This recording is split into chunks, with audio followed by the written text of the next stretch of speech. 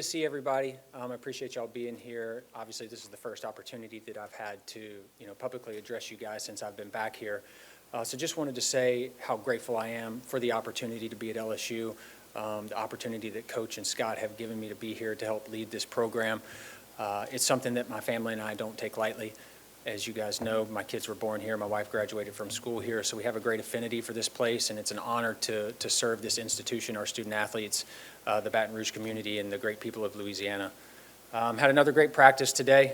20 practices in, 233 days since we last played a football game, 3.5 weeks of camp, so really excited about where we're going, the opportunity to go on the road and play a Clemson team that's well coached and very talented. But I'm really proud of our staff and our players and the work that they've put in with Coach's guidance, and his vision for our program. I feel like we're in a great spot. We're ready to go compete. And with that, I'll open it up to questions.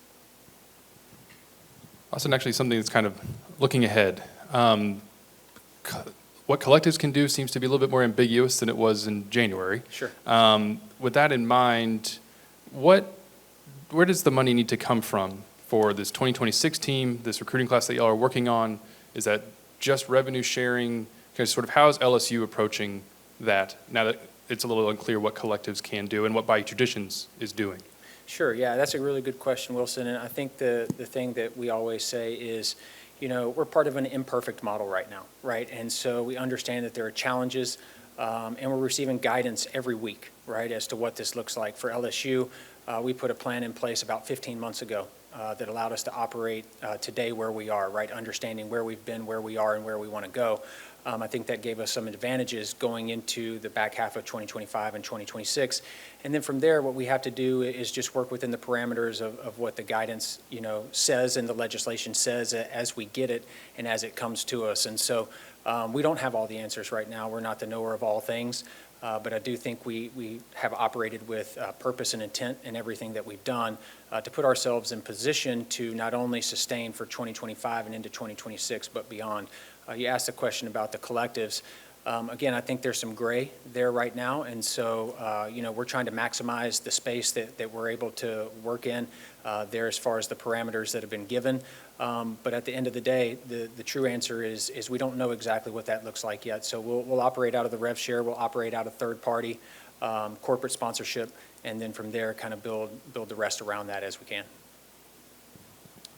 Earlier this week, Brian talked about just kind of surrendering some of that control that he's had for 34 years, right? So if you could peel back the curtain as comfortable as you are, I guess, to kind of show us how you all work as a team, what Kelvin does, what Sam does, whatever, Jeff, whatever your staff is, and kind of how do you guys navigate the day-to-day and the big picture? Sure. Yeah, no, I appreciate Coach Kelly. He's extremely bright, extremely adaptable. That's the one thing I'll say about him is he's done this for 34 years as a head coach, and you don't get here without the ability to adjust and adapt in everything that you're doing. And so he and I have a great relationship. We work together on a daily basis. We have a lot of open dialogue, whether it's staff, whether it's roster, whether it's support staff, right? Just trying to build the best versions of ourselves that we can be. And so, going back, right, just kind of peeling this back a little bit, we decided, last year that we wanted to evaluate where we were, what we are and where we want to go, right, and what can take us to that next level. And we divided it into a couple phases. And we have great people in this building, and what we needed to do was get those people in position to let their personality shine and give them an opportunity to flourish and grow. And so we did a lot of that in the spring, right, and then we actually lost a lot of people this spring as well and into the summer unexpectedly to great jobs and great opportunities. And it's one of the reasons why you come to LSU, to be developed to get those opportunities. And what that really did is that allowed us to accelerate phase 2 of the modernization of our organization. And we were able to go out and really become more efficient. I think we lost 6 bodies. We condensed that into 3 positions, and it allowed us to go really be efficient and have defined and clear roles in what we were doing and the opportunity that these people would have to come here in Kelvin and Sam and Jeff. And those guys, they've been a blessing. They all have a different skill set. We're always looking to bring in new ideas, right? I talked about Coach being adaptable and us not being the knower of all things. When you get people from the outside, sometimes they have the ability to show you a different way. and we want to be the best version of ourselves that we can be holistically as an organization. And so from that standpoint, having a Sam here who's done it at the really high, the highest level, right, whether that's at Georgia or Alabama or Ohio State, he's a guy that has a lot of experience and knows what it looks like, and we lean into that. We welcome that. Kelvin, one of my best friends in the world, was my first hire when I got to Oxford. And I just think he's so smart, so talented. He's a relationship builder and a guy that's going to help in that space tremendously. And then Jeff Martin is a former Tiger, bleeds purple and gold. Really dynamic as far as his ability to build relationships, to think on his feet, to keep us on the cutting edge, from a technology and innovation standpoint. And so all those guys, as they come in and help manage our roster and personnel and staff, they all play a different role, but at the same time, it's allowed us to really be a cohesive unit. Hey, Austin, you talked a bit about it, but building out that staff and organization, or kind of the approach to it, you've been through a little bit of everything in this game. How much do you draw on kind of your entire experience? As you said, you're hired back Jeff and Sam now, but Sure. As well as KB, who worked with you at Ole Miss. Kind of what was your outlook in this phase 2 of the modernization of what was really important going into this next year? Sure. Yeah, no, that's a good question, Shay. Again, I think you always take pieces of the places you've been, and I've been blessed to be a lot of different places and around a lot of great people that I don't have enough time to thank for the people that have invested in me in my career and the growth that they've given me and the opportunity to fail and grow and get better, right? I think that's part of learning. And from there, just taking those experiences and drawing on those and using those relationships that you've built and cultivated over time, right, that help you understand what we want to be and what we want to become as an organization, again, to be elite in every facet of our operation, right, as a high-performance building. You draw on that, and you lean on that, and some of that is gut and intuition and experience, and then some of it is, dialogue and relationships and that you have outside the building as well. And so just bringing all those pieces together, I think is important and has really served us well here in the last couple of months. Austin, after having an incredible year last year, retaining your roster, and then the really fantastic December portal you had, what'll be different? What do you have to be prepared for this coming year in that regards? What has changed? I think the only thing that's constant is change. And so what we do is we have to prepare for that, right? And a lot of the work that we're doing now, we're sowing the seeds to put our organization in the best possible scenario to retain our roster and build around what we have, right? And so every season is different. Every team is different. They're all independent of the last and the next. And so what you have to do is you have to retain first, and you have to build that foundation and lay that and understand what you have. And before you can know what you need, you have to know what you have, right? And so that's a big piece of what we're doing right now is kind of building that out, what that looks like at the end of 2025 and into 2026 to allow us to get a head start on the retention of our program. And then from there, you work out, right? And so the first phase is laying that foundation, and then the second phase is going out and trying to, not only in the high school class, but also in the transfer portal as guys enter into the portal, building around, that foundation that we have to make us the best team that we can possibly be.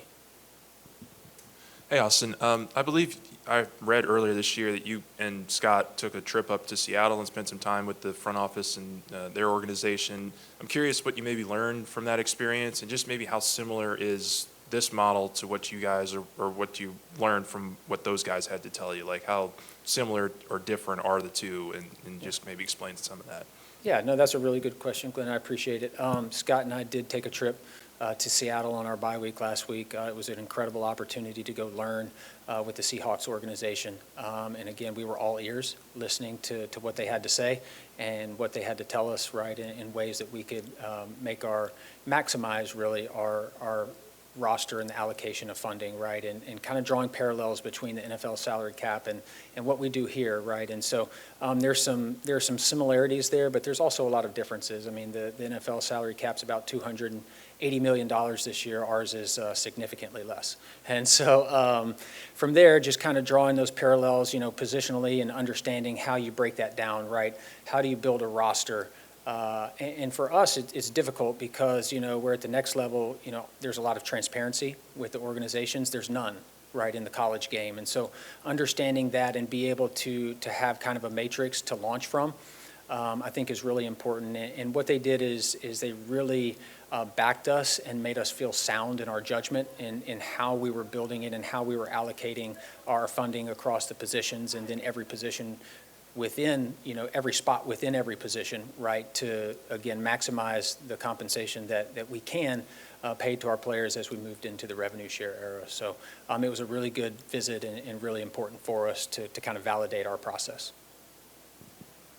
I guess just in that same vein, right, like you don't know what you don't know, but how much more comfortable are you as this thing evolves, kind of feeling like you do have the right numbers for your position groups and that you are kind of doing it the right way? And is that universal, or as you said, is it still pretty hidden, amongst the different teams? And do you feel comfortable that you're competitive in that realm?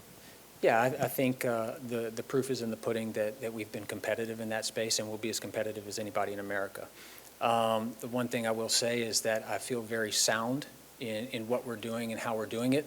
Again, it all comes down to disciplined decision-making, right? Removing emotion, making decisions based on the facts and the data that's out there, and then experience and intuition come into play after that. But those are the things that really guide us. I think we have a great matrix as to how we've built it, and I think from there, it just serves as a launching point, right? And what that does is that doesn't mean it's an end-all. It's kind of etched in sand, right? And so then there are different things that move that matrix up and down, based on the talent of the player, what you have on your roster, what's available if you don't get that player. And so there are a lot of variables that kind of move it up and down from there, but I think the launching point is very sound. And I believe in it a lot, as does Coach Kelly and our staff. Austin, another question about the collectives. In your experience, based on how you've worked with the new clearinghouse and the new guidelines and all that, how much leeway in your experience is the Deloitte Clearinghouse giving to the collectives in terms of the deals that they provide to athletes? Yeah, that's a good question. I think that's TBD. We don't know yet. That's a couple weeks ago that ruling came out that the collectives could potentially be an avenue for compensation in the third-party space. And so I think a lot of people are just trying to navigate that and figure it out right now based on the guidance that's been given to us. And so just kind of test the market and see what that looks like, and that's kind of what we're doing in that space at the moment to kind of maximize what that can be for us long term. Just a couple easy ones for you. Do you have an SEC liaison that you all kind of collaborate with, or is it really in-house only? It's pretty much in-house, and you do have some relationships, right? And that's the blessing, in my experience, kind of going back to Shay's question earlier, just my career, right, and my imperfect journey through this game of football, right, and being my third time at LSU. You've seen a lot of people, you've met a lot of people. Out of here, we've developed a lot of people, right? And so I think there's 4 or 5 sitting GMs in the SEC that worked here or that I worked with directly. And so you do lean on those relationships at times and have conversations, but mostly it's in-house, right? Everybody kind of has their way that they're doing it, and we worry about us and we worry about what's in front of us and our way of operating. How has it affected the student athletes? Do you feel like you've gotten positive feedback now that things have kind of tightened up a little bit and everybody's on a better understanding of what to expect? I do. Our players, our roster, they've been great. I think education is key, and so we try to do that frequently so that they understand. I think that's a big piece of it, right? Because you do have a lot of information out there and a lot of misinformation out there. And so to be able to have conversation with them, with their parents, with their agents and people that are decision makers in their circle, it's important because, again, we want to represent ourselves the right way, and our word is our bond. And so the ability to communicate with them effectively and show them kind of our plan for what this looks like and operate within the parameters of the space we're given is paramount to us having success, because those guys, you have to build trust, right? And that's what this comes down to at the end of the day. Just looking as like an overview, how has your job tangibly changed in the last 6 to 8 months? That's a really good question. I'll go back 10 years, right? So when I did this 10 years ago, I never thought it would get here this fast. As far as the management of the day-to-day of the organization and the program, that hasn't changed at all. The financial component has obviously added a lot to that, right? And so I think, again, it's about hiring great people, people that are really solid at what they do and have an understanding of this space to help alleviate, some of that pressure or that burden that you have on a daily basis is important to having sustained success. And so, again, we've been able to go out and do that, and I think it's changed tremendously in that a lot of my day-to-day, even right now, is financially driven, right? And it used to be just kind of the operations of our organization and hires, but really now it's staff, support staff, players, all the way down. And so it's become a little more of a business, but I like to say we're a family with a couple business principles that have to apply, and that's how we continue to try to operate. You talked about, I guess, this a bit, but BK has said a lot, how far y'all came right when you got here to the first year in to now. When you think even before rev share this summer, y'all were going toe-to-toe with a lot of teams with very deep pocketbooks around the country and winning those battles, and then you get this elite portal class, and then you retain the team really well. Kind of how did you make up that gap from when you came back from Ole Miss to where y'all are at now, where you kind of feel, I'm assuming, much more comfortable with kind of the approach to it? Yeah, no, I mean, it's a comprehensive approach, and I probably can't even explain the depth that it took to get there, but it took everybody. First, we had to, again, and I talk about this a lot, in the foundation of building our roster, but it's the same organizationally as well, right? We got to understand who we are, where we've been, where we want to go, and who we want to become, right? And this is LSU, and we're going to lead from the front, and we're going to continue to do so. And so what we had to do was identify that and find where that disconnect was, right, or where we could maximize that space. And it took alignment. It took vision from coach. It took administration, TAF, a whole bunch of people involved to help get us in a place where we could go out and educate, again, I use that word again, educate our donor base, right, and have them have an understanding of, and again, speaking previously of the collective model, right, that we were operating in.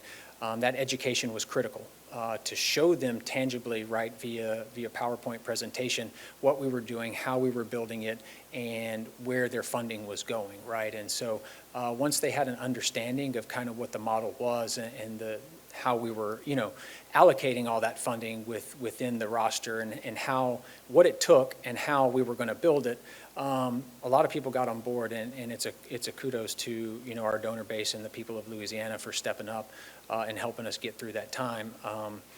For us, what we did is I referenced a little bit ago about a 15-month decision to make us get in position where we could have sustained success. And so with that, what we did was when we went out and presented to our donor base, we actually started operating like we were on the rev share in January. And so what we did is we allocated our funding that way so that we knew when this hit, right, on July the 1st, it was going to be a very seamless transition. And so that was a very conscientious and intentional decision that we made about this time last year to go out and say that so that, again, starting January, moving into July 1, our guys all just rolled over, and it was very seamless for us because we had already been operating within that model. We wanted to act like it started on January 1st, and was there some risk involved in that? Probably, but I felt like it was minimal in comparison to what it could have been to do it the other way. Any chance you want to say how much money got spent on this team? I'm not going to comment on that. When I said the NFL salary cap is 280, ours is significantly less, Right. And so I'll leave it at that. Worth a shot. Y'all don't have a quarterback in this 2026 class. What is going to be just the approach to that position over the next few months and then into the transfer portal window in December as well? Yeah, I think it's a big picture, long-term approach. Just evaluating things as we go on a weekly and monthly basis, right? You want to keep all your options open. We don't know how this 26 class will shake out yet. Obviously, we have a plan for the future, what that looks like in 2027 and beyond. And obviously, with Garrett leaving, that there's going to be a void there. We're going to have a new starting quarterback, but we feel really good about what we have here as well, and really excited about the future of those guys. And so, give them an opportunity to compete and earn that position, and we'll kind of assess as we move forward. I guess it's kind of somewhat in the same vein of that question, but how do you guys go about what you allocate per, whether it's just per position on a team in any given year or particular player? Like, what are those conversations? Like, how do you sort of determine, which player gets what and what player gets, you know what I'm saying? Like, Sure, how do you guys, yeah. how do you go about that? Yeah, from a rev share standpoint, it's really, I don't want to say predetermined, but again, I referenced this roster matrix that we worked with the NFL on that allowed us to at least have a launching point for every roster spot within every position. And what that does is, again, that becomes kind of our baseline, right? And then there's other ways to work within the margins to enhance that compensation, whether that's in third party or that's in some other creative things that we're able to do to kind of maximize those areas. And that, again, just because that number is for that slot in the revenue share, that doesn't mean it can't move. There are a lot of metrics and a lot of data that drive that up and down based on where we are. But no, we're constantly trying to, work within the margins to create the most competitive packages that we can for, our current roster, our high school guys that we're bringing in, and then supplementing through the transfer portal. Did that answer your question? I guess I'm curious from a front office perspective, when you first learn about a player, whether it's high school or portal or trying to keep a player to getting them on campus for that next season, I'm wondering if you could walk us through the process in terms of general bullet points that you like to hit as a front office or as a staff, like between scouting, negotiations, and visits and things of that nature. Just what maybe does that process look like from abroad? Yeah, they're all independent, and they're all different. And right, even when you talk about high school recruiting, right, some of these guys, their courtship is 2 years, maybe longer. Some of these guys is 6 months, and so it really doesn't matter, right, like how long that courtship is. For us, what matters is just that you get here, right? And so then you take that and you parallel that with the transfer portal. That's obviously like speed dating. You don't have a lot of time to get to know the people that you're working with. So we try to do a lot of due diligence there. But a lot of it is really built, especially on the high school side, in relationships. And we try to grow those roots so that you can withstand the test of time, right? And things come at you, recruiting conversations come at them. And again, if it's driven by financials, in my opinion, that's a house built on sand, right? And so a lot of times those crumble. Financials are a part of the conversation, but what we try to do first is evaluate each other, right? We want them to get to know us, and we want to get to know them, and we want to know who's around them and who's helping them in their decision-making process. And from there, then you can start having the conversations about the fit and who they are and what they bring to our organization. Because at the end of the day, this is all about building a team. It's not just collecting talent. Right, and so it's like a puzzle. You have corner pieces, you have edge pieces, you have center pieces, and they're all different shapes and sizes. And so what you have to do is you have to take those and you have to fit them together, right, to make this thing complete and to make it whole. And so for us, just walking through that is tricky because everybody's journey, everybody's path is a little bit different. And so we rely a lot on our staff. We rely a lot on our recruiting staff to do a lot of that legwork ahead of time so that we have that information and we kind of know where to pick up and start that process. But again, financials are part of that conversation now, right? That's the reality of the world we live in. But at the end of the day, that can't be the driver for us or we feel like that's in vain.